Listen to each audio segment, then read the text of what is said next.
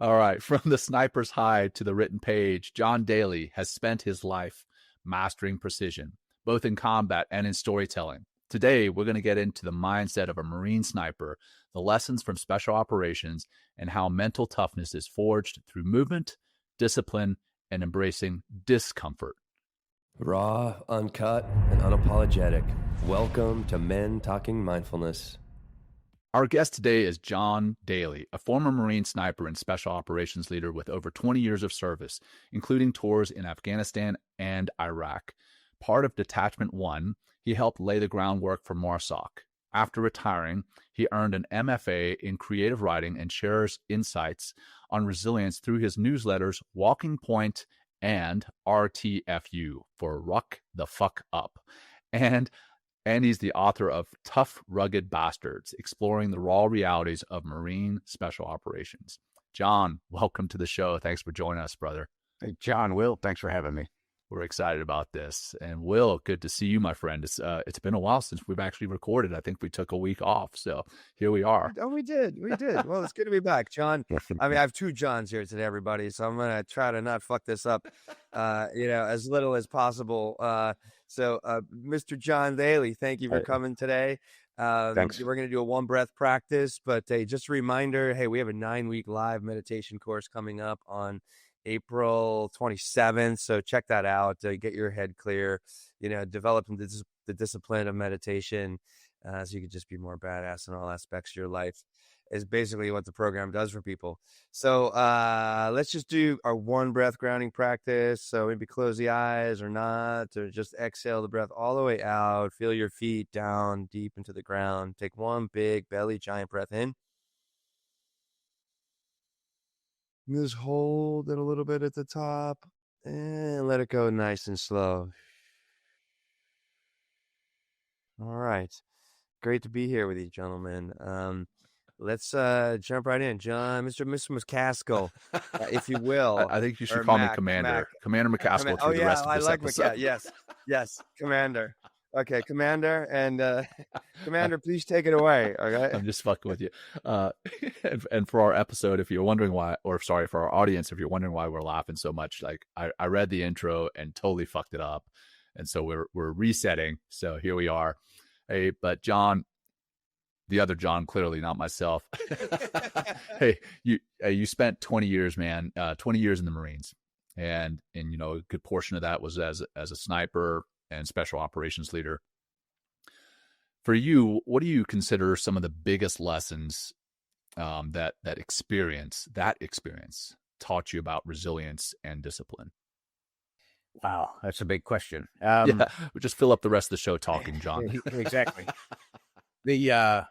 So much, I joined the Marine Corps at 17, so I, knew nothing about, and I grew up in a little tiny town in West Virginia. So I, really didn't know a lot about a lot when I joined. So sure. Kind of becoming a man, was the first step, and then, becoming a Marine. And, but early on I learned, I'm seated, so you can't really tell, but I'm like 5'7", at the time when I joined, $130.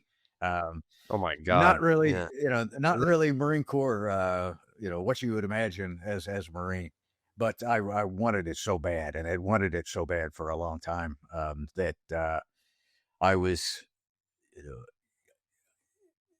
as soon as I got in, I started just looking at successful people and saying, what are these guys doing that I'm not? How can I, mimic what they're doing? And so resilience, one, is just, it's a lot about really wanting whatever it is that, being committed to whatever goal that you have. I learned that early. And then, there's always a way. I think that's probably the second thing. You can always find a way to be successful, and you can find plenty of ways to be unsuccessful. So you've got to choose. And then as I kind of progressed, particularly after going into Afghanistan and really, for the first time kind of getting into a gunfight, I realized, how much of what we do is mental, right? And that's definitely a realm that you can excel at, regardless, how big, or short or talented or untalented you are. Winning the mental game is the the key to everything. So I say that's really the probably the biggest lesson, and really at the heart of my ruck the fuck up emails is you can always do more. You can always work harder. You can always refine. You can always chip away at the negative, and always kind of get what you want through doing what it takes. Nice. And I have to smile a little bit because ruck the fuck up. I've got this 60-pound weight vest sitting right over here, and again, as we were talking before the show, it's kind of driven by having read The Comfort Crisis by Michael Easter. But I have to be honest, I haven't put that thing on in a while. Now after this episode, I've got some workout time. Now I'm going to throw that thing on and ruck the fuck up, right? to continue to develop my resilience and my grit. So thanks already for the motivation. Yeah, that's what it takes, right? I mean, just consistency and discipline, and just keep showing up. Well, let's dive in your book a little bit. You mentioned in Tough Rugged Bastards about the early days of Detachment One and standing up for MARSOC. Like, what was it like, being part of something, completely new and untested? And what was it like for you? Yeah, it was, insane. I mean, it's like indescribable, really, to be picked. Like I said, I was always, I think I talk too much about it, but it's definitely the one thing that I talk about in the book that people, reach out to me about all the time. The idea of imposter syndrome. And I think there's just, everybody, I've realized that I thought I was the only one that had it, and it didn't have a name. And then when I found out that it had a name and I wrote about it, I hear from people all the time from all walks of life that man, I thought I was the only one. Oh man, we've done a whole episode on that. Like so many people. Yeah, you could write books. I'm sure there have been books written about it, but and I think there's, with a lot of things, there's two ways to look at it. And I think the people that are successful are able to turn that to motivation, rather than the world's out to get me, I shouldn't be here, and there's certainly some of it. I mean, I spent a lot of my career waiting for somebody to tap me on the shoulder and say, hey man, you're not supposed to be here. Right. Yeah. I feel you. Somebody screwed up. So, getting tapped, for that, so we were selected from among Force Recon Marines, and so the team leaders, the four of us that were picked. I mean, I was the youngest guy, the junior guy. Everybody else had like a couple more years and some rank on me. So yeah, I was like, "Are you sure? Are you sure?" Sure, I'm the guy you want. How old are you, and what rank are you at this point, Jon? So I'm an E7. I've been, certainly not a young guy. I'm probably 34. Been around. It's just the other guys were all E8s, the other team leaders, and to me, it just, I like I said, I had a habit of kind of sometimes idolizing, but just picking the guys that I wanted to be like, and the other three were those guys, and so I'm like, man, now I'm being lumped into this group with them, so that's like a little daunting, but still to be thought of, to be picked, and then to have that incredible opportunity to start the first Marine Corps SOCOM unit, and so I think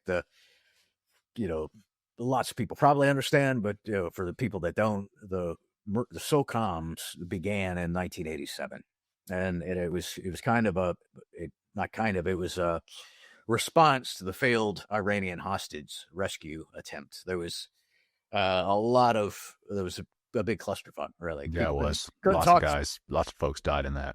Yeah, and a lot of it was because the Army, Navy, the Air Force, Marines couldn't talk to each other on radios. There was no centralized coordination, so they were directed to start up a special operations command that provided oversight for all special operations. What was that? Operation Eagle Claw, right? Yeah. And for those who don't know, basically we were going to get the hostages. I think we had a C-130 on the ground and two CH-53s or MH-53s, Okay, those are planes. The MH-53 is a helicopter. Yeah, sorry, Will. I'm not a veteran no, there, all John, good. Mr. Daly. So C-130 aircraft, airplane. I think it was a C-130. And two MH-53s helicopters land, and there was supposed to be a refueling. Ends up being a massive fire and explosion. I forget how many people died, but it was, like Jon said, a lot of miscommunication, or not only miscommunication, but inability to communicate at all. So that's what kind of ended up standing up SOCOM, which is Special Operations Command. So sorry, I'll shut up now. But when that, thank you, John. When that happened, the Navy said, "Hey, SOCOM, here's the SEALs." The Army said, "Here's the Army Special Forces, the Rangers," and the Air Force said, "Hey, here's our, pararescue guys, our combat controller guys." And the Marine Corps said, "Nah, we don't want to participate." Much to my dismay. So I was. This was happening. This was 1987 when SOCOM started. So I was just coming in the military, and I would not get to Force Recon for another 5 years or so. But we would always, we were somewhat disgruntled that we felt that we were as trained and equipped and capable, but we were not a part of U.S. Special Operations Command.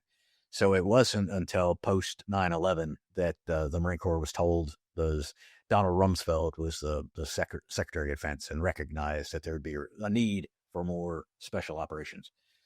So he told the Marine Corps, "Hey, this time you guys are going to participate." And in true Marine Corps fashion, they said, no. Until finally he was like, "Yeah, I'm not, I'm not stuttering. I'm not asking. Yeah, you're going to do this." So the Marine Corps and SOCOM wasn't really excited about the option either. They weren't really interested. They're like, "We're good with what we have. We know how everything works. We don't need a new kid on the block." So so it was interesting to be in that position where nobody really wants you, but it's nonetheless, you recognize that it's going to be a wild ride. However it turns out, and an amazing opportunity. And I was given the opportunity that you never ever get, to pick your own team. Just within the Marine Corps, hey, pick the guys that you want, and we'll do our best to get them. I had two of my guys had already gotten out of the Marine Corps, and we're calling them up like, "Hey, man, you want to come back in?" And they're like, "Hell yeah!" So we brought a couple guys back in, and put together not only on our side the special operations guys, or the shooters, but like our intelligence support, everybody that we had, our administrative support, everybody across the board were just the best that the Marine Corps had to offer. So it was an incredible opportunity. I bet. Yeah. So kind of moving from your tactical background, or I guess still connected to the tactical and strategic background. So you've got your newsletter, you've got your book, or multiple newsletters, right? So specifically, I want to talk about Ruck the Fuck Up. Again, coming back to that. Great name. So to you, what does that phrase mean? And then how can the average person start taking their lives and developing that toughness in their own life, right? I mean, most people are not special operations operators or former special operators. And how are they going to take that, what Jon, and apply it in their lives? Yeah. I think, let's see where to start with that. I started writing the newsletters because, after I retired, and I retired from active duty, but I still work with Marine Raiders. But then I started writing the book. I started getting asked to speak, kind of little keynote type things. And then I started doing a little coaching on the side, kind of performance coaching, and realized that, that's something that's lacking in a lot of people. It's just a level of grit, determination, and this misunderstanding of really what it means, or how it's built. So I started writing the Walking Point newsletter first, but I found that I was writing a lot of posts about building mental toughness, and most of those were a little full of F-bombs, and those kind of seemed to resonate with a different audience. So I said, "Hey, you know what? Let's just kind of bifurcate here and have a weekly newsletter about rucking as a form of exercise, as a form of mental toughness development. And then certainly Michael Easter's book came out and kind of, launched rucking as a form of fitness. And I had also been approached by the Go Ruck people. I was going to ask if you're connected with them. I have some of their gear. I do. I'm a cadre, like I'm, a guy who leads rucks. I really haven't led any. I've been like certified, but haven't been able to find the time and figure it out where I can do events with them. But it's it's both. Michael Easter's done an amazing thing, for humanity, and Go Ruck as well. I think by making it something that's accessible to everybody, and something that because there's a lot of I wrote about the last week that there's the saying that we well know that if it's stupid but it works, it's not stupid. It's kind of, I think that falls into like one of Murphy's laws of combat. But I get, it's getting emails from civilians saying, hey, I'd like to start rucking, but I don't want to look stupid. I don't want my neighbors thinking I'm, some militia or I don't have, I don't have $300 to drop on a Go Ruck pack. All I've got is this JanSport from college, and I don't the old JanSport. Yeah, the JanSport will work. Classic. Until it won't. Yep. So, until the bottom falls out. Or the straps rip off, one of the two. But use it until then. That's the thing.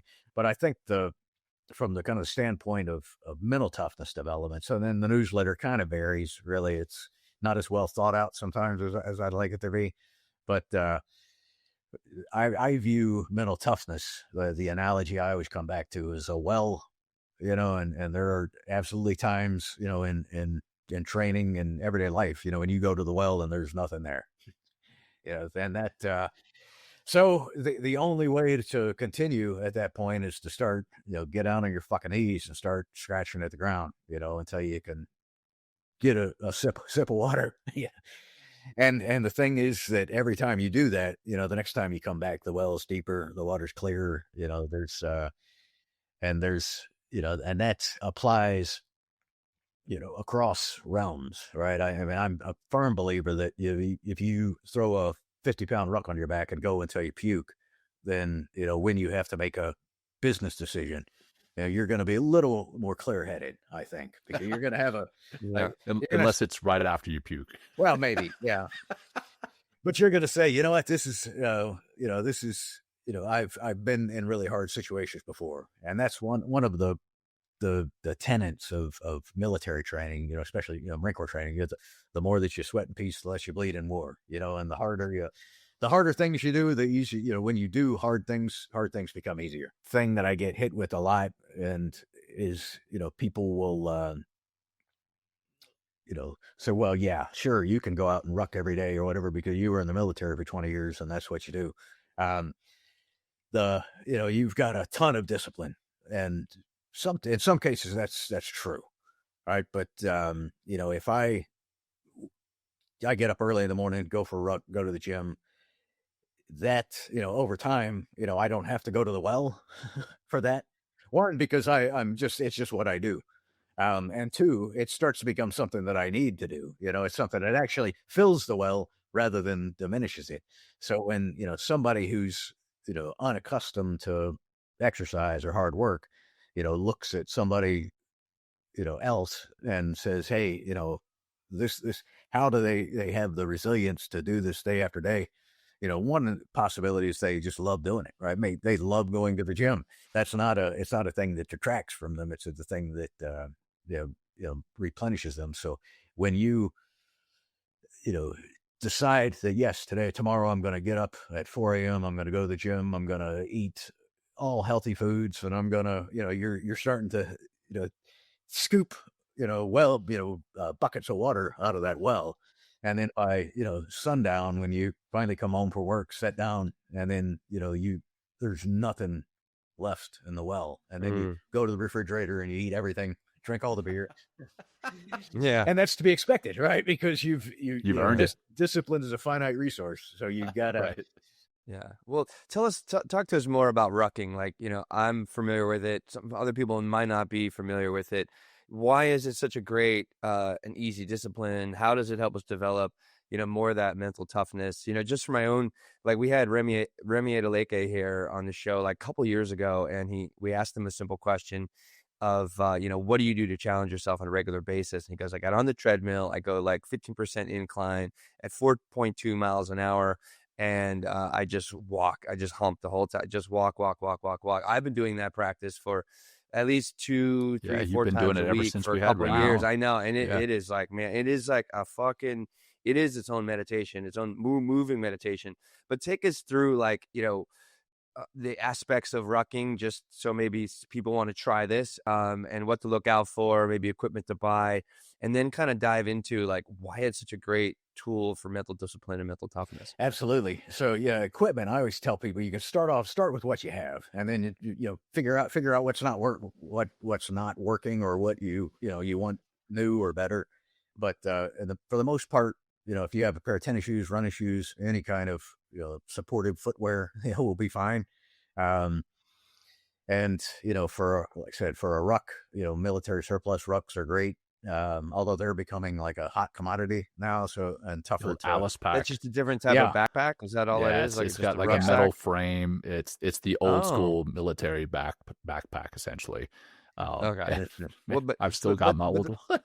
yeah, the purpose is just to add load, like add Yes. weight to So your body, right? Okay. there's and Michael Easter talks about it. Whether if you want to be a purist, a ruck is a backpack. So rucking would be that you have a backpack on, but a weight vest does the same thing. Carrying a child in a carrier does the same thing.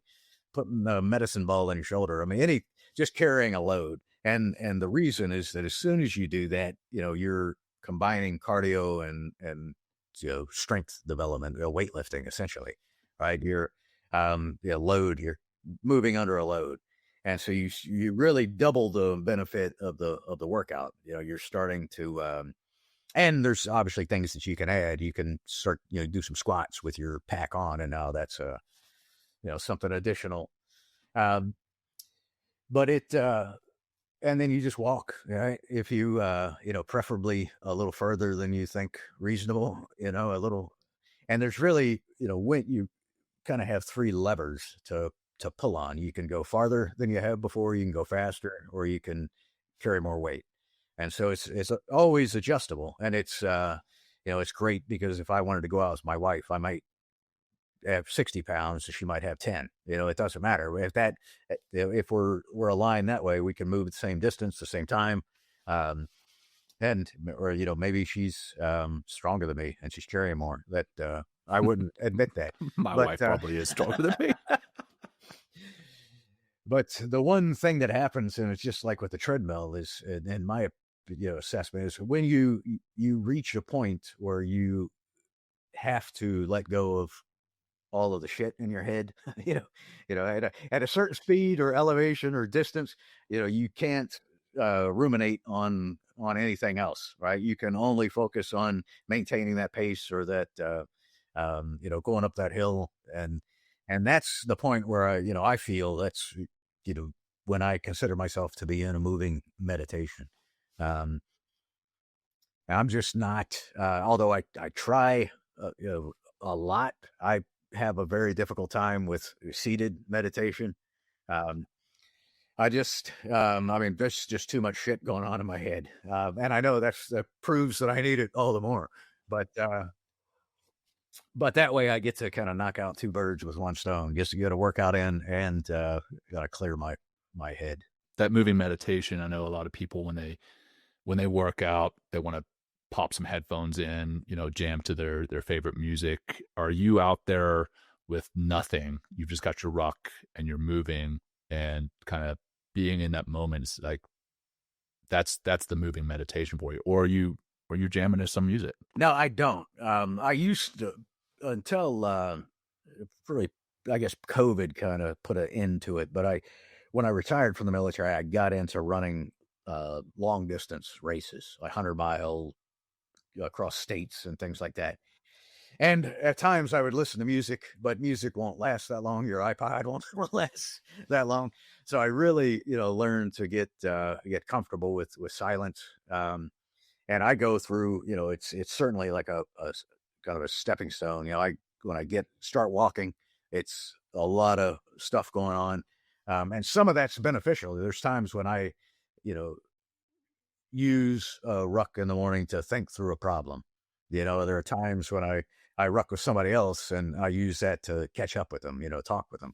But then there's at least, once a week, I try to kind of induce a state of mindfulness through exhaustion, I guess.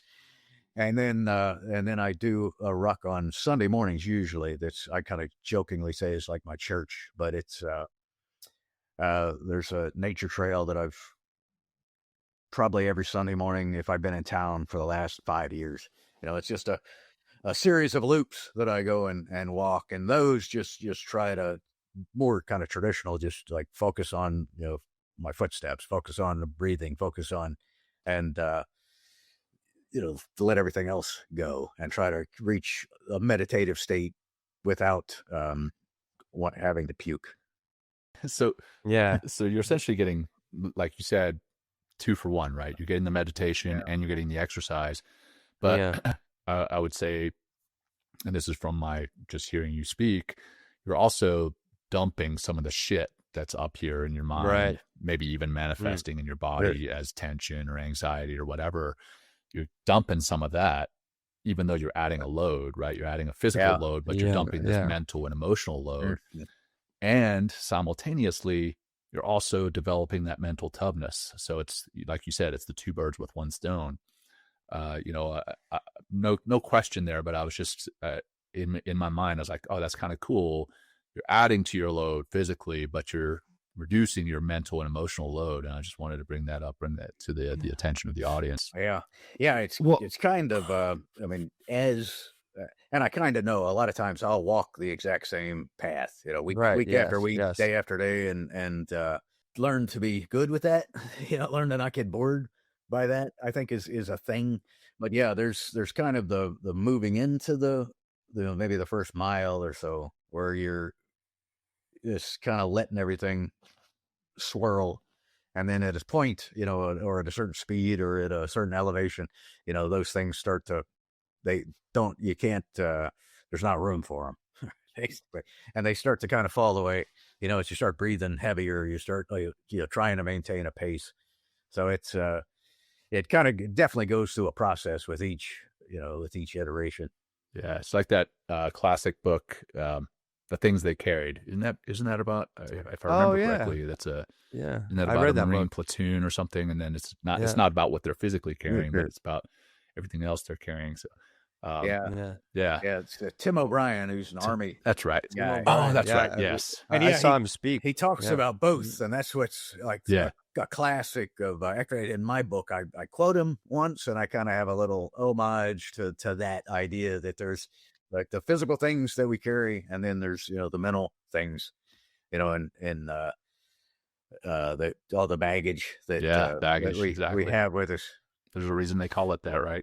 Yeah. Yeah, it's true. Well, how is that? I mean, by doing, moving meditation, I love the idea, it's different than a seated meditation, but it is a meditation because of a lot of different reasons, but the repetitiveness of it. So how is that, walking the same trails, like maybe adding more weight, confronting yourself every day, getting uncomfortable, which is super key, to really begin to see the mind and transform more of the mind. How has this changed for you? How long you been rucking? How has it changed? How has your relationship to rucking and your discomfort kind of changed by just continually repeating the same exercise over and over and over again? Yeah, absolutely. It's something that in the military, you can't be in the military and not you spend a lot of time with a ruck on your back, especially in special operations. So it wasn't something that we, look forward to doing, when I was in. When we started up that unit, Detachment One, the platoon sergeant that we had was, we really, at the early days, we had no equipment. Nothing had found its way to us yet. So we were, he was like, hey guys, bring in, everybody. If you're a recon Marine, you had purchased your own ruck or stolen it or whatever. You had your own Alice pack. So he knew that. He was like, reallocated, Jon. yeah, there you Reallocated. go. Yeah. We had, but you knew that you had one. So he was like, hey, the one thing that we know we can do is bring your rucks in and throw weight in them and go through the hills of Camp Pendleton, California. And we, although we were, very fit, we were, recon Marines with no stranger to having rucks on our back. But he was like, hey, we're going 20 miles. And that's a kind of a daunting, through the hills, and we're going to move at this kind of metronomic pace. We're gonna 15 minutes per mile, each mile, every mile, and which is moving. And the thing with that, we kind of guys bitched and moaned that like, hey, we're pretty senior guys. We've all been in for a long time. This just seems like something that we would. But once we got into it, it became easier every single week, and we would do this every Thursday morning. This rain or shine for over a year. Early up before the sun, doing this 20-mile ruck, and as we started going, it started getting easier, and it built a lot of team cohesion. And then he started throwing in we'd come down the mountain, and the last 4 miles was in the soft sand of the beach. Oh my God. So we would show up at the soft sand of the beach, and there would be a 5-ton tractor tire, or a vehicle tire. And he's like, hey, each team grab a tire. You got to get it back, 3 miles. Or there would be like, hey, you got to put this 200-pound dummy on a stretcher and carry him back. And it was it worked at building mental toughness, but it, by that point we'd laugh like, so what, you can, there's a lot of things you can do to us, but you can't kill us. All right. So, we'll make it back. That's not a thing. And then it started becoming a race between the teams, who could be faster, who could be, and it really was a brilliant leadership move, because he was dealing with a lot of great big egos, even though which is the odd thing. We've got the imposter syndrome on one hand, but also great big egos, and they can coexist in the same head. And that really kind of gave us a fruitful way to kind of express that, work through that. But it also just kept us all in phenomenal shape. So after I retired, I realized that, I started like doing the long distance running, and that was largely, hearkening back to, I'm like, it's, I started seeing there where it really helped me I was afraid I was going to lose the level of mental toughness that I had after retirement. And I was like, man, I've got to do hard things. I said I would still do rucking, but I was primarily doing, like I said, these long distance races. And I think when COVID hit is when I really started, it's just the races. There weren't, races to run. And so I went out I took like a week of vacation with, the weekends on either end, and went out in the mountains of North Carolina and just hiked this trail for 150 miles or whatever. And realized, I'm like, man, this was the best time of my life, right? It's because, after, about a day, there's a thing called the 3-day effect of like getting out in the woods. And after 3 days is enough exposure, if you like no phone, no other people, that it will, the beneficial effects of that will stick with you for a long, 6 months or so, allegedly. But you could tell, I noticed that like at the first 24 hours, walking, or I'm just thinking about stuff that I got to do when I get back. I should have done this or that. And after that, you just kind of get into a rhythm, and being able to go out for, a week, 10 days, my goal, I haven't been able to do it yet, but like the Appalachian Trail or a long trail, Pacific Crest Trail, talking to guys and gals who have done that, your life becomes very, very, very simple. All right. It's walk, eat, sleep, repeat, that's for months on end. So, I can't, obviously most of us have got to work, so we can't do that. But, then I really got back into rucking, just, wanted to prepare myself for these kind of adventures that I wanted to have. And, as I started doing that, a lot of the time I do my morning rucking around MARSOC, around other young Marine Raiders that are out training. And one, I think it's an ego boost a little bit for me. I have to admit it. But I also think it's, there's some benefit to them being like, hey man, this old bastard is still out here getting it. So I need to, step up my game. John, I just want to know if you're out there in your Marine Corps red shirt and then your green silkies, your short shorts, like one of your balls is hanging out. I should be. Yeah, I should do that. I'll see if I can find some. Well, if you're not familiar, man, I'm not. The Marine Corps silkies are just ridiculously short shorts and they're green. man, they're short. But I can't really talk too much shit because we in the SEALs also have what's called underwater UDTs? Demolition underwater demolition team shorts, and they're probably worse. Well, in the yoga world, we call them booty shorts, guys. Yeah, booty exactly, booty shorts. The military version of the booty shorts. Yeah, we wore in recon. We wore UDTs. That was the and yeah, they just shape your ass up. Yeah, like they do. Son of a bitch. Yeah. I don't know why we still wear those. Yeah. Anyhow, I'm going down a rabbit hole. So John, I mean, clearly we've talked a lot about rucking and this being a moving meditation, and we've touched on the fact that people have become addicted to being comfortable, right?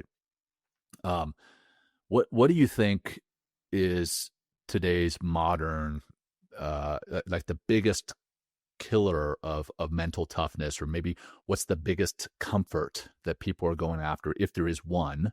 I have one in my mind, but I'm curious what you think it is. And then if somebody identifies what that thing is, whatever it might be, how could they, or maybe rather than how could they, but what do you think are 3 things somebody could do today to sever that tie between that source of comfort and going after it and developing that mental toughness?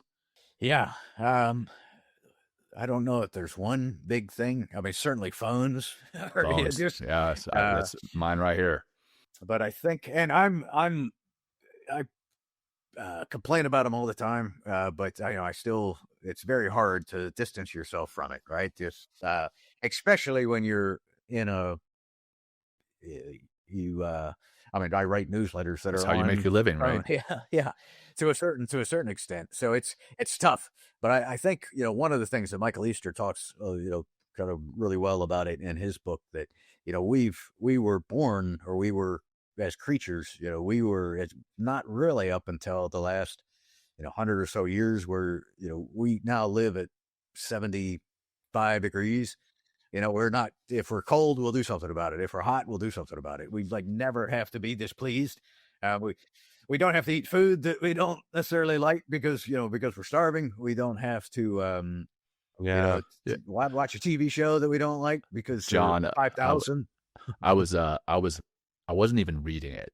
This is how bad it is. I was listening to The Comfort Crisis by Michael Easter because reading is uncomfortable. but I'm listening to it, and I was listening to it in my truck with heated seats and a heated steering wheel, and it was sitting at 72 degrees. And he mentions that part about, most of us preheat our vehicle before we get into it if it's cold outside. I was like, shit, I just did that. And here I am, I think of myself kind of as a badass, and here I am heating my seats and my steering wheel. A couple of years ago, the truck that I had, my wife was like, "Hey, for Christmas, I'm going to get you a car starter, that you can do it." And I'm like, "No, I will not do that. That's like a bridge too far." But now, I bought a new 4Runner, and it's there. It's got heated It's hard seats, not to use. Yeah. But absolutely, a couple of things. I mean, you could just, whatever it is, do something that makes you uncomfortable. Put the thermostat down to, colder than, or, 30 seconds under the cold shower at the end of your shower, or going outside and drinking your coffee outside when it's 30 degrees. Just anything you do, you're taking maybe it's a little baby scoop, but a little scoop out of the well And that's, you can do that without, any real, certainly no danger. You're not going to freeze to death. You're not going to starve, eating a meal that you don't particularly care to eat. There's all of these things, really kind of just starts to recalibrate the brain to say that, hey, I don't get to have everything I want the instant that I want it. And then obviously, stepping up levels is saying, hey, let me go work out harder than I'm used to. Let me, go for a run that's longer or farther, or swim harder, or ruck, whatever it is. I mean, absolutely, rucking doesn't have to have anything to do with somebody's practice of developing mental toughness, but you get a lot of bang for your buck out of it, I think. Yeah, for sure. Yeah. Jon, do you have kids? I do. I have two. They're both out of the house. Yeah. I was just thinking, as parents, we always want what's best for our kids, or that's not true. It's not that we want what's best for our kids. We want to do what we think is best for them. And, I grew up comfortable. My parents took care of me. We never wanted for anything. And now I want to do the same for my children. If they want a toy, I'm either going to drive to Walmart, which is 3 minutes away, or I'm going to order it on Amazon, and it's going to get delivered to my door the next day. And I've got young kids. This is not, I'm not buying toys for my 20-year-old. I've got a 7-year-old, a 5-year-old, and a 3-year-old, and I'm buying these toys. And I'll go on trips, and every time I come back from a trip, there's kind of like this guilt that I've been gone, and I want to buy them a toy. So I'll buy them, the standard airport toy, and I'll pay 50% more, maybe 100% more than I would have otherwise. But my whole point here is, how much do you think we as parents are responsible for making the next generation, I don't want to say weaker, because I don't believe that any generation is necessarily weaker, but more used to being comfortable? Yeah, absolutely. I think it, like my grandparents, lived through the Depression, right? So for them, and they were like young, kind of experienced that as very little. So for them, they were like saving, slivers of soap to like press to make a new bar of soap. I think they kind of treated our parents, or, probably our parents, or that next generation, grew up with some of that. And then, but there's also, just the times, right? The 60s and things there, the 70s, I think they kind of had this level of guilt. They're like, hey, I need to make sure that my kids don't go through what I went through with the parents who had lived through a horrible time. And so I think, there was some of it. I mean, even when I was a kid, there was, I remember like the everybody losing their minds because they decided to give trophies to every team that, like baseball team, even if you lost. And I remember my dad like, what? The participation trophy. What is this for? What did you do to get this? And so I think that was like kind of the start of it. And it, and it's always the thing that everyone's like, oh, this next generation sucks, they're weak. And, if that's true, and I agree with you, I don't think it's true, but if it's true, it's our fault, right? We did it. Yeah. You can't blame them for, I mean, really, and I, like I said, I get to see young Marines coming in, first going through Marine Corps training, becoming Marines, and then going through an assessment and selection and a 9-month course to become Marine Raiders. And, I mean, there's still incredibly hard, incredibly tough, incredibly talented young people out there. So I don't, I think it comes back to what we were talking about at the beginning, your commitment to doing something, is still there. If you want to do it, you'll find a way to do it. But I do think I think it's a lot harder to be a kid nowadays. I do too, man. Oh my gosh. I mean, from the relentlessness of social media, of having a phone, of, being, I mean, if I went to school and somebody was picking on me, then I knew at the end of the day it was over. Maybe the bus ride, I might get, my ass kicked in the back of the bus. Now you got to go home and have it. Doesn't stop. Never stops.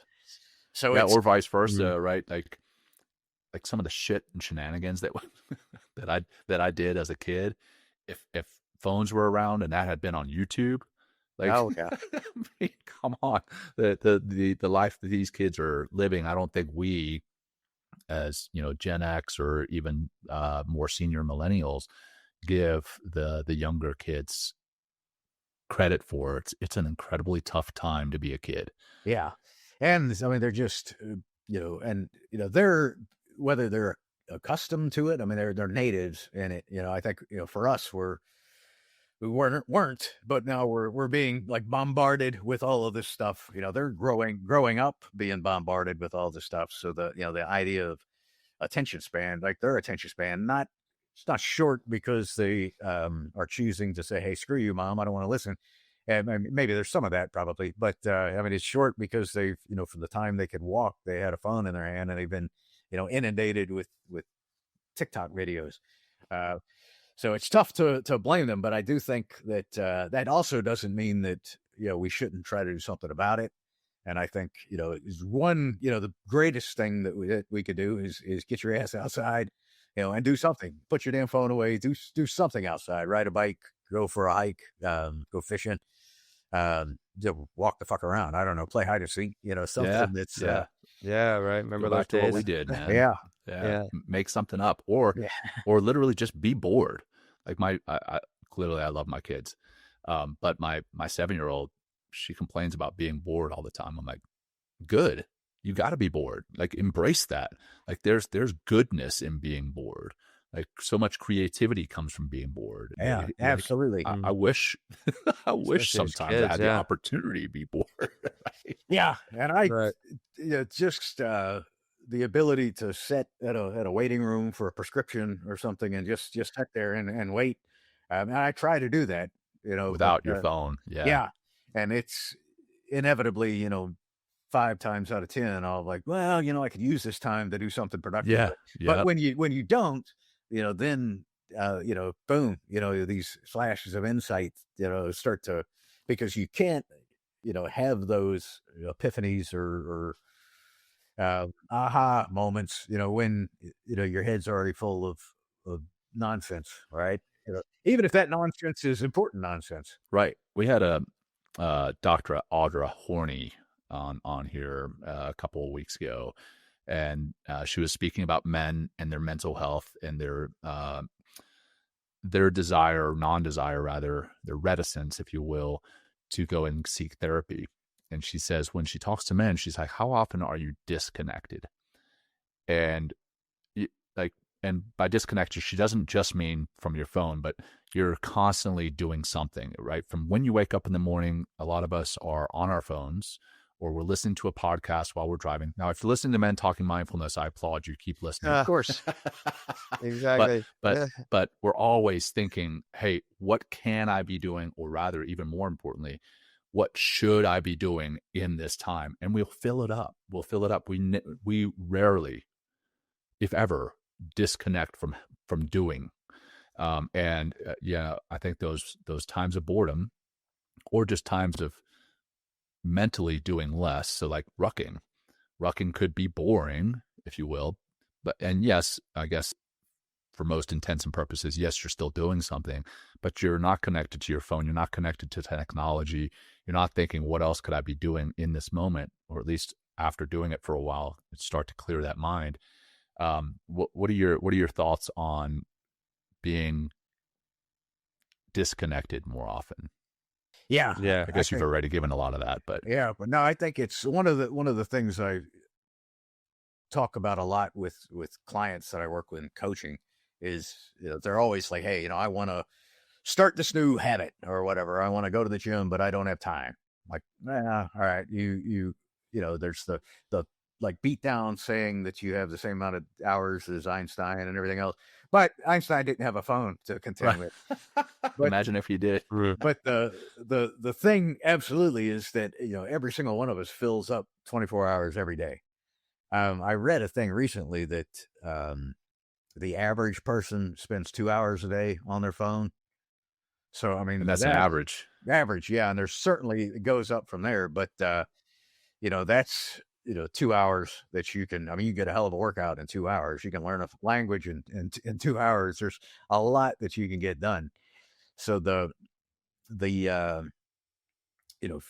if you want to do something different, you've got to find where that time is coming from. And when you start, the thing that I exercise that I usually try to have them do is go just carry a notebook around with them and go through the day. Just like, what am I doing every 15 minutes? Time audit. Yeah. And when you do that, you realize that, I think although younger people might not know this, but if you went to carnival, like back in the olden days, there was a game where it was like a horse race, and you had like a water Squirt the gun. Yeah. And so I really think that's like the best analogy, except that we're responsible for moving all of the horses forward. So we've got 24 hours worth of water, and we've got a bunch of horses, and we've got to move them all, kind of in what in the military we call lines of effort. We got to, like, hey, this guy's a priority today. This guy's and when you do that time audit, you realize kind of where those squirts of water are going, and realize that, hey, if I want a lot of it, one of the huge killers of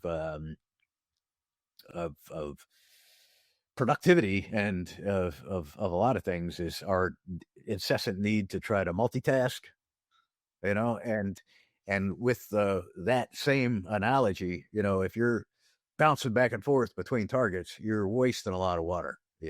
You're wasting, and we waste so much time, doing that, thinking that we're being uber productive, but prioritizing, what it is that we want, and if it's something that you say that you want, you have to make sacrifices for it. That's there's a great book by a guy who is an Army officer and then an Olympic gold medalist, Lanny Basham. That's maybe not a great book actually, but it's a pretty good book. It's called, I think it's called With Winning in Mind, and he talks about when he decided he was going to become an Olympic champion, he wrote a note on and put it on his mirror, and it was a reminder that every morning he had to say, hey, I'm going to do what's necessary to become an Olympic champion today. And then in the evening, he would kind of audit and say, well, how did I do? And he said, either you will become an Olympic champion or you'll stop saying it. Right? You'll realize that, hey, I'm not, it's not worth it to me. I'm not going to make the sacrifices necessary to my time and to the other things to achieve this goal that I want. So with, I absolutely think that figuring out where you spend your time, and then you realize that, hey, man, I could take 30 of those minutes that I'm scrolling through Twitter or X or whatever the fuck, and use that time to go to the gym or swim or ruck or whatever it is that you want to do. And once you it's kind of like unchaining yourself, you get out and you're unplugged, then you realize, hey man, this is, I want more of this. I just want this feeling, this like ownership of my own mind, without requirements or other people talking at me.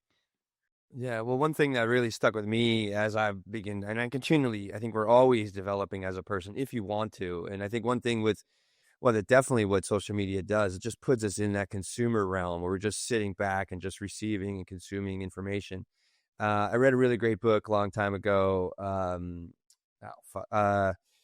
damn it, I'll remember the name of the book. It's by Jim Lohr and Tony Schwartz, and it's all about your energy and your time. And they say in the book, like, to be the predominant creative force in your life. So that's like when you're talking about that 30 minutes, like, what can I do with this 30 minutes instead of just scrolling and wasting my time and just filling my brain with a bunch of shit that might not even be true, or doesn't even like help me move forward in a productive way. But taking that time, those 30 minutes or whatever, like, or like you talked about that Olympic guy, just like going after something, right? And then putting yourself into the place where, what am I going to do? Like, I need to do certain things in order to become a champion, in order to, write a book like you did, in order to, develop more, mental or physical strength. It's just so important to remind ourselves that, we are these creative beings, and what am I going to do with this creativity? How am I going to, what I do with the time that I have, what I want to do with the time that I have, instead of, just throwing it away. I mean, we just, we talk a lot about comfort and the comfort crisis that we kind of all live in. What do you do to continually, you're an older guy, you have, it sounds like you seem like you have a really good life. What are you doing to challenge yourself on a regular basis? I try to do, it came from some book. I'm an incessant reader. I love reading, and I at least one of the books. I have my morning book and my nighttime book. My morning book is some sort of self-help, self-improvement book, because there's so many of them, and you get something, some nugget out of each of them. One, because I produce a lot of newsletter. I need to read other people's thoughts. But in a book I was reading, they're like, you've got to build a calendar that provides adventure, and so I sometimes fail at it, but I try to set aside an hour a day that's for me, and usually I hit that. That's my hour rucking or in the gym, a half a day on the weekend, and then a full day every month, and then some sort of more extended thing at least once a year. Every quarter, like the Mascogi.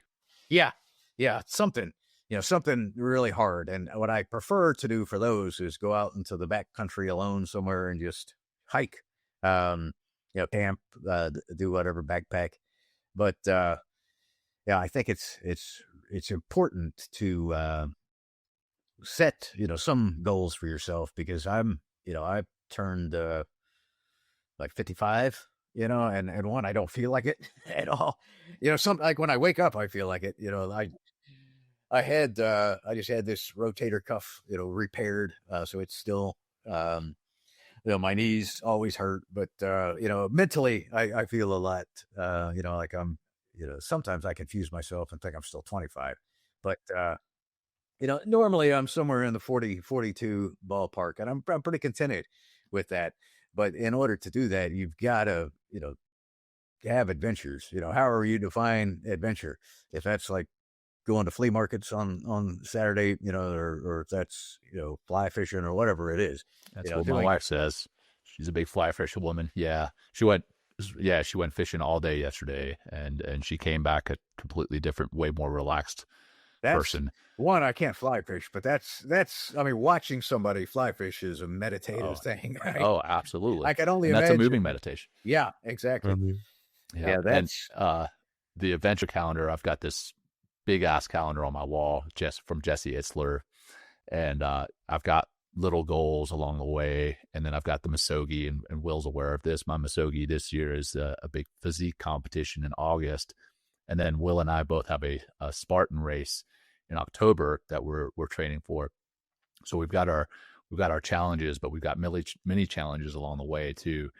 And then Will, I of course typed it in ChatGPT. The Jim Lohr and Tony Schwartz book is The Power of Full Engagement, Managing Energy, Not Time, is the key to high performance and personal renewal. Right, exactly. So great book. Yeah, really good book. I think I've read that. I need to write that down. It came out years ago. Really good book. I mean, because it's all about the economy of your energy, not time, and and rewarding your energy. And I really, I read that book probably like 12 years ago or something like that. Like, really good eye opener for me. Just because, I mean, it's like, again, it just helps you to realize like how important, time, your energy, what you're doing at that time, and how to make the most of that time. And they've actually even talked like, one thing I really enjoyed about the book, coming back to mental toughness, is they do a lot of references to tennis in particular. And they say what separates, there's like the top 1,000 players in the world from the top 10, right, is what they do, what they say, and how they are in the 10 or 15 seconds they have between points. Like this is like the one thing that separates, the top 10 from the rest of the 1,000, is like how they walk back to the line, how they're speaking to themselves, how they're breathing, setting themselves up, hope for success on that next strike or the next receive. That's what makes the biggest difference in the top 10 champions in the world. And they just use that as an analogy or an anecdote to show like, how important our energy is, and how you're showing up within that energy. Really, I mean, really, that book was very I profound. like that. Yeah, I just read a very, very short book. You could literally read it in, half an hour, if that. It's called 212 Degrees. So you know what, man. So the whole premise, Will, is very similar in that water at 211 degrees at sea level anyway does not boil, but you add 1 degree and it starts boiling, and that's, boiling water powers trains. It'll move a train. That's the power of boiling water. But then it breaks it down into, similar to you, what you just mentioned, is like the difference in winning the Indy 500 and being, fifth place is this many seconds or split seconds. And the difference in, winning the Masters and not winning is this many strokes. And it breaks it down. Like, this is 1 degree, if you will, metaphorically, the difference. And that ties to kind of what we're talking about today is the difference in having mental toughness and not having it could be that quote unquote 1 degree. What are you doing in your life or not doing that's keeping you from attaining that mental toughness? And that mental toughness, what is that going to give you? Is it going to power that train, or is it going to, or the lack of it, is it not going to allow you to power through your day at work? Is it not going to allow you to do that extra project? And I don't want to say work longer hours, because I hate talking about working longer hours. I think that's bullshit. It's all about the effectiveness and the productivity. But, what is your 1 degree, and what is not putting in that extra 1 degree keeping you from? It's pretty great way to think about things. Yeah, it's a great little book. And that's awesome. I mean, it's one thing I don't know if it's because of that, but like, since reading that book, that I try to, keep in my head. If I'm, go to the gym and you're like, oh man, that's the last rep, I'm like, nah, man, do 1 more. You can do 1 more. You can, and maybe you got to yell at somebody like, hey, watch me, make sure I don't crush my chest. But I bet you could do 1 more. And when you start just that simple mentality shift, right, this starts to, it has this cascading effect, because one, then now suddenly you're getting, just over time, you're getting stronger, for the, or fitter, and if you're that tennis player that's walking back to the line, now your heart rate is lowering more rapidly, you're recovering faster. And so you're ready for that next point. You're in a better, physiological position, for that next point. You're, and that just, it builds on itself from like, one of the things I always tell the folks that I'm coaching is, when you first do that time audit, you're like, hey, where am I going to spend this time? We need to look at sleeping first. All right. How much, if you're not getting enough sleeping, for a while, when I was like 2 years ago, I'm like, I'm going to, nail this setting meditation thing. I'm going to wake up in the morning and I'm going to sit there for 30 minutes and I'm going to meditate, and got to, where I was like, yeah, pretty comfortably, doing that, felt I was gaining from it. But then I realized, I'm like, but I'm waking up 30 minutes earlier to do this. Is 30 minutes of sleep better than 30 minutes of meditation? I didn't think that it was.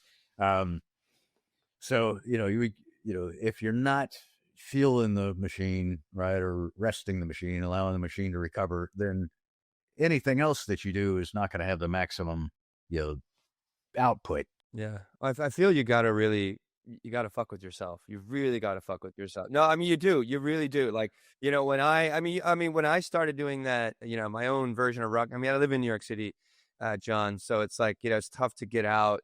And, I guess I could ruck around Manhattan and step over bums and garbage and, and That's people. Bums. That's a harsh word. Bums. Sorry. Homeless people. Not even homeless these days. It's houseless. It's houseless. Houseless, or it's displaced human beings. Disenfranchised, whatever. Yeah, disenfranchised. You could probably. I know exactly. Shouldn't be laughing. Shouldn't be laughing. I'm sorry. I'm sure. No. But when I get on this treadmill and I have like a certain, it's like I do go like 45 minutes. I go forward. I walk backwards. I do sideways, and and I slowly, I'll start at a certain incline and I'll ramp up to my max and ramp up to max speed. and it gets really hard. I even like walking with my hands behind my head just to kind of add load above, it's like, that's been just incredibly, very challenging, but it's also helping me to like raise my center of gravity. So I'm getting stronger in my core. So wonderful benefits, but my mind really starts, it's like, why don't you just slow down? Why don't you, I don't touch any rails or anything. Like, why don't you touch the rails or just take a moment here? And I found a way forward, like I'm empowering myself with affirmations in some ways, or just like knowing like, I just got to get through this little, this little mental, whatever glitch, if you will, and just keep breathing, just keep going. And then all of a sudden it starts to soften, right? It starts to ease itself a little bit and I can just keep going. And it's like, it's really in that moving meditation, kind of mindset that we're talking about here.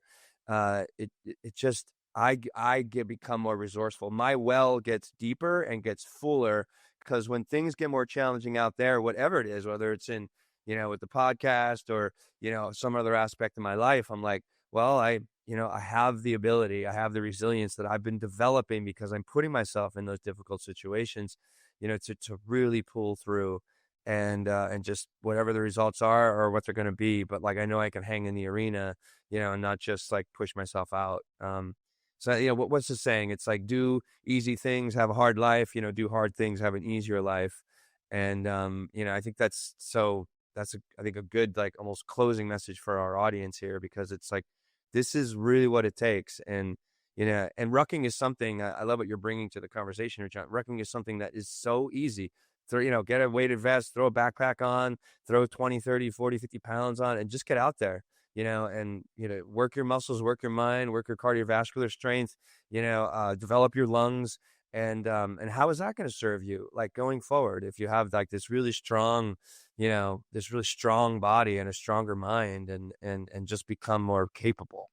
So I would say, yeah, that rucking is not easy. I would say rucking, it's simple, but it's yeah, not easy, right. Okay, yeah, Yeah. right. It's simple in its Yeah, form, right? I mean, yeah. I definitely, what I'm going to promise for you, Mr. Daly, is I'm going to go out and get a weighted vest, and I've been wanting to get a weighted vest, and because I do this like treadmill thing like at least 2 times a week, but I want to get I'll probably get like 20, 30 pounds, or I can add more as I go on. That's what I got, man. It's got little sandbags in it. That's gonna, yeah. Oh God, that's gonna really mess with my head. But I'll report back to all of you and my social media stuff. But I can't wait. I mean, it's like it's just when I do that hard thing, every time I come off that treadmill, I feel great.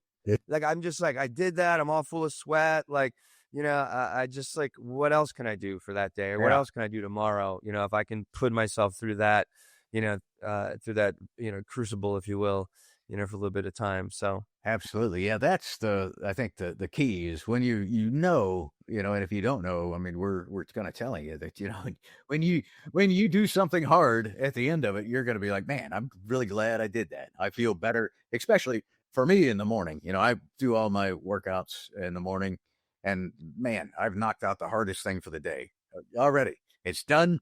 I've started the day with a win. And I feel better. I mean, I've got blood flowing. I'm thinking more clearly. All of these things have, coming off generally like fasted, probably a lot of the times because I go out early, so I haven't eaten. So I've, forcing my system to work harder and all of these benefits that come from it. But you absolutely feel better. And maybe you won't the first time, or, maybe you'll be sore the next day, but the next time you go, you're going to be like, all right, well, that wasn't as bad as I thought it was going to be, and then you're going to, dig the well a little bit deeper. And like I said, before long, you just find that, hey, what's something I could do to make this a little bit harder, and exactly. That's what putting my hands behind my head did. I was like, let's just see what's available. And I put my hands behind my head and I just kept walking. I'm like, oh my God. And I started, I mean, and for people that are listening, it's just like start in small chunks. Like I started just doing like 30 seconds up, 30 seconds down, 30 I do that for like 5 minutes. Now, like, I'm going forward for at least 22, 23 minutes walking forward. And I'll do at least half of that time with the hands over top of my head, if not even 2/3, 3/4. So I mean, I'm really like, oh my God. But like, I really like what's helped me get stronger is just seeing my weaker mind, my lower self, just like, oh, just quit. Like, oh, you did it yesterday, whatever kind of negotiation it's trying to, bring into that moment. It's like, no. I'm going to keep going and keep going, until you're something more, change the conversation for yourself. Yeah. There's So, a quote by mm, General Patton that I should mm, memorize, but he said something about the mind is he's like, never, you can't listen to your mind. The mind will always tell the body to quit. When the body has a lot more available, right? A lot more in it. And that's, I mean, we know that there's, mothers flipping cars off of their babies. There's, we have immense potential that we don't even come close to touching because we've, somewhere back in our mind tell ourselves that we can't, or that we shouldn't, or that it's too hard and it'll be bad in some way, shape, or form. And in some cases, I think that we're scared of the potential greatness, that is within us, because then we're going to have to live up to it, and, we're the famous runner, Prefontaine, said, if you do less than the best, you're disgracing the gift, or you're doing something, you're I forget the exact quote, sacrificing the gift. I always try to keep that in mind. And on the treadmill, looking at just when you're like, hey, I'm done, I just say, no, I'm going to round up to the next 1,000 feet, or I'm going to round up to the next, I can do one more minute. I hate the treadmill, but when I'm on it, that's this constant little game I play with myself. Fuck you. We're going to do a little more. Yeah. I do. Totally. Yeah. You're a little bitch. Don't be a little bitch. That's what I have written on my dry erase board behind my treadmill. I guess it's where I'm looking at it. It says, "Don't be a bitch." That's great. As a matter of fact, Will, Jeff, Harris, who's been on our show, he has a weighted vest, and he has this Velcro sticker that says "Don't be a bitch" on it. And again, John, I looked up General Patton saying here, now, if you're going to win any battle, you have to do one thing. You have to make the mind run the body. Never let the body tell the mind what to do. The body will always give up. It is always tired in the morning, noon, and night. But the body is never tired if the mind is not tired. I've never heard that, so I'm glad that you brought that up. Yeah, it goes on. It says, when you are younger, the mind could make you dance all night, and the body was never tired. You've always got to make the mind take over and keep going. There you go. So, yeah. And I mean, I don't know any better way to end the episode than wrapping it up with General Patton. Right.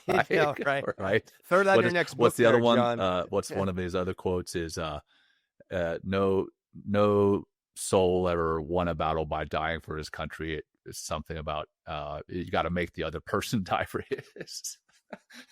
He's got some amazing one-liners. Anyway, that said, John, man, this has been a fantastic episode. Thank you. Thank you for everything that you shared with us. I'm going to throw on my pack immediately after this and go walk uphill. I'm going to buy one. Yeah, go walk uphill both ways in the snow. I got to work on my mental toughness, but yeah, John, fantastic episode. Thanks for sharing all these nuggets of wisdom with us. Will, I'll turn it over to you for anything, and then we'll wrap it up with that grounding practice. It's just a lot of appreciation, John. Thanks for putting the work out there.